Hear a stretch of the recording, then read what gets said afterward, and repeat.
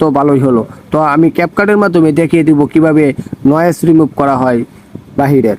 তো আমি প্রথমে ক্যাপকাটে একটা ক্লিক করব।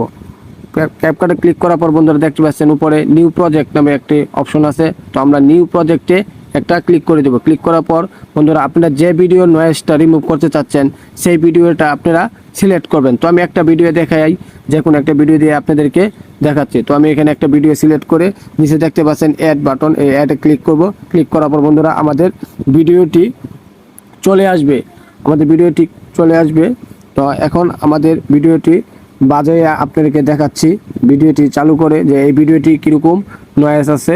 তো এটা দেখলে আপনারা পার্থক্যটা বুঝতে পারবেন। তো আমি ভিডিওটি প্লে করলাম। হ্যালো ভিউয়ার্স, আসসালামু আলাইকুম। চলে আসলাম নতুন আবার একটি ভিডিও নিয়ে। তো বন্ধুরা দেখতে পেলেন যে ভিডিওটির বাহিরে খুব বাজে একটা নয়েজ বা বিরক্তিকর একটা